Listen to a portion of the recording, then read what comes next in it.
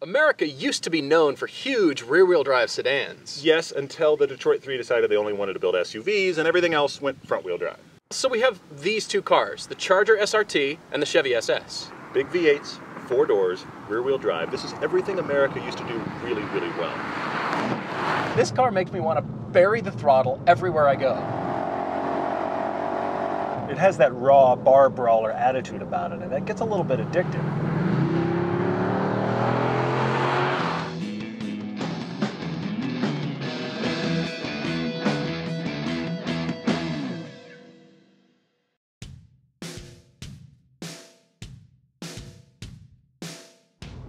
Both of the cars that we're driving are big American muscle cars, right? Well, this was built in Elizabeth, South Australia, the Holden Commodore platform. It's what's called the VF chassis for the Holden Commodore, and that also currently underpins the Camaro and the Chevy Police Pursuit vehicle. It's actually fairly similar to the chassis that was put on the Pontiac G8 for the couple of years it was sold in the US. They stripped that chassis down, they made it a little bit lighter. It is slightly altered throughout. However, the hard points are the same wheelbase, even the same engine as the G8 had. Chevy chose to use just the SS name on this car. It is not the Impala or the Malibu. That must mean this is a pretty special car. Now, historically, the SS name has been a trim level on many of Chevy's cars. The Camaro SS, you can go back to the Chevelle SS, the Malibu SS. The last rear-wheel drive performance sedan that Chevy made was the Impala SS, which was a Chevy Caprice, essentially, with an Impala SS badge on it and a bunch of the Police Pursuit version on that car. Now, I'm all for this recipe. Personally, I love sleepers. I'm a huge fan of giant power in a subtle car.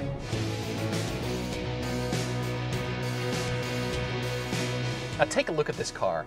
It's nicely sculpted. There's a lot going on the aluminum hood. There's a lot of nicely resolved surfaces. But again, if you didn't know what this car was, you'd just kind of think it's another boring sedan. The SS just looks like a variation on the Malibu. I want wider fenders, I want more aggression. If they're going to make kind of a halo sedan for Chevrolet, why not go all out?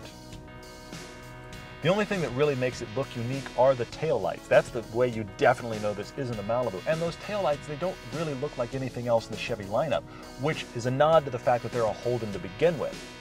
I'm going back and forth between loving sleepers that are subtle, but for this market, I think Chevy should have pushed it more. The other problem I have about it, everything on the front is just outlined in chrome. Even the window trim is all chrome. It's not trying to be a luxury car, it's trying to be a sports sedan. So why even go there? This interior is the best of both these cars. Just about everything you could imagine having comes on this car standard. The heated and cooled seats, dual climate control, the navigation, all of that is pretty much in. This car doesn't have any extra options. It's just the way the SS comes. The materials are great. The design is interesting. I like being here. I like sitting here. I feel like the interior has more personality than the exterior of the car. One very strange thing, though, is the steering wheel. It's small, but it's almost too thick. And it's off-center. I mentioned it to Paul. He thought I was insane. He sat down and said, nope, you're right, it is. It's about a ½ inch canted just off-center toward the door. But this is a good interior, and the seats feel good, except they're still too big. I don't know what's going on with these, though. What is up with this little plasticky piece? It's not a cutout, it's like a stick-on. What are those for?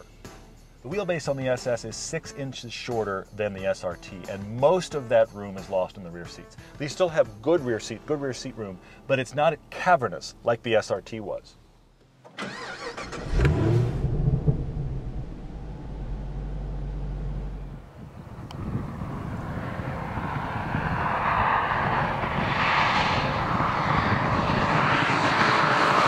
I am a European car snob, and I admit that. But for this market and for what these cars are, they need to be ostentatious, they need to be wild, and they make you want to give the middle finger to everyone. The SS is just sort of a fast sedan. The SS is nearly as quick as the SRT. In fact, they're almost identical at most of their speeds, but the SS doesn't feel as fast. Now, there's a lot of power here. Upper RPMs in the right gear, this is a fairly explosive car. But the SRT feels like a bomb is going off at all times. This is quite a bit more muted than that.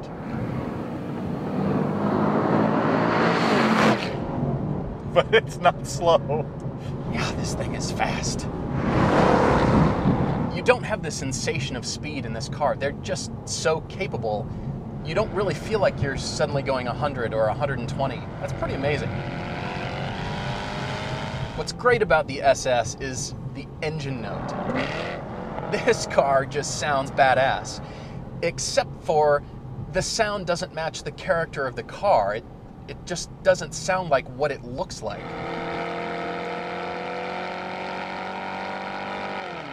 Frankly, the SS sounds like the SRT should.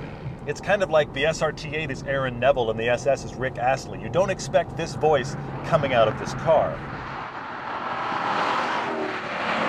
Now, the transmission tries to be intelligent. It tries to calculate what gear you want to be in.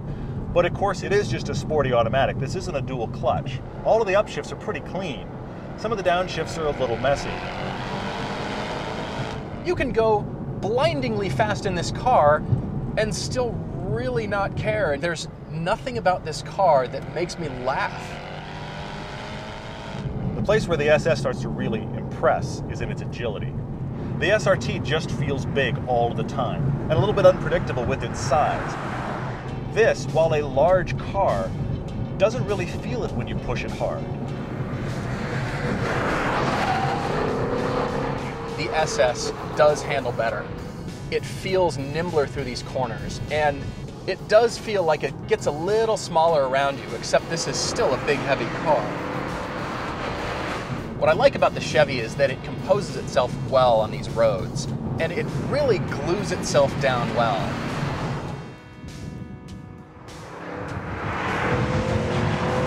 And what's impressive is the ride isn't punishing. This isn't a car that beats you up because it's so stiff.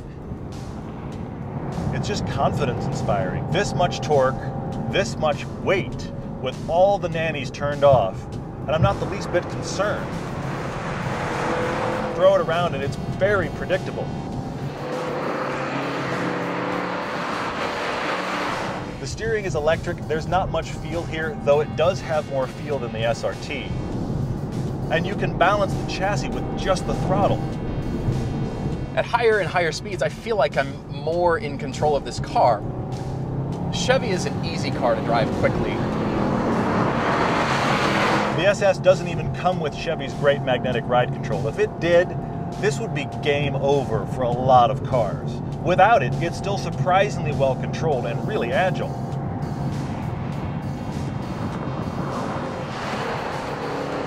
I think they would want better suspension on this car. GM's got it.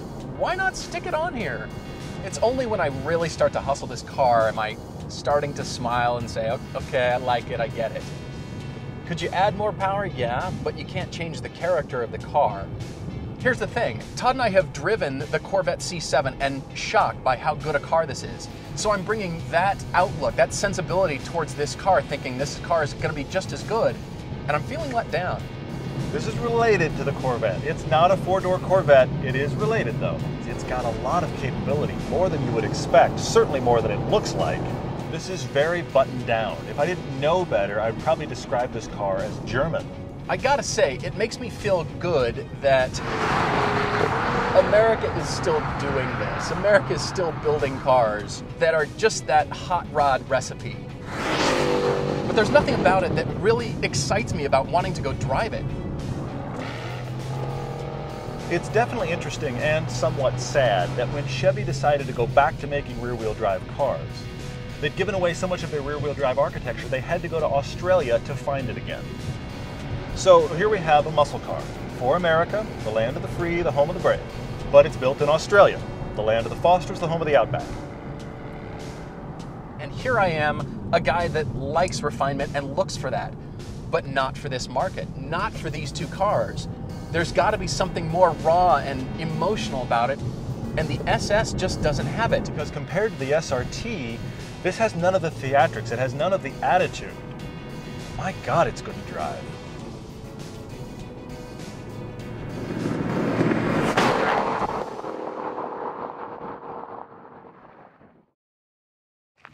Four-door American Muscle is not our normal thing. No, it's not. And I came into this review thinking these are probably not going to be driver-focused cars. Okay, so what these are are you not looking for? driver machines.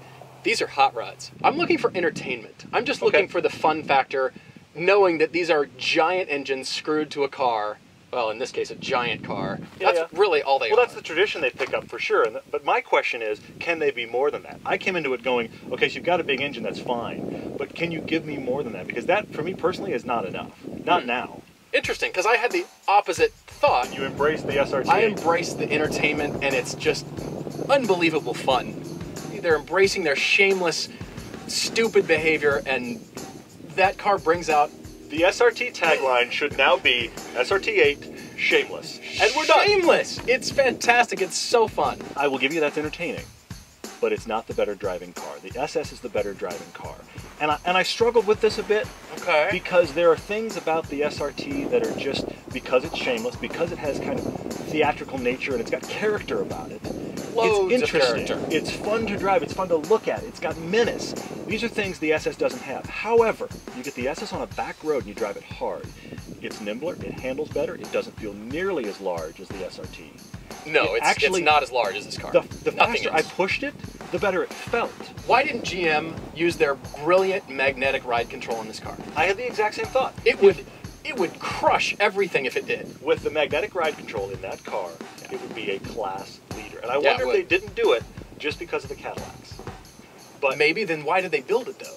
Why even have it as a model? It's an interesting question. It's a marketing exercise. Yeah. It feels a little half-assed to me. But if I'm going to pick a car, four-door, V8, fun car, I've got to go with the one that is more fun to drive when I push it hard, and I've got to go SS. Not by much, but I've got to go SS. What you need is the more entertaining car.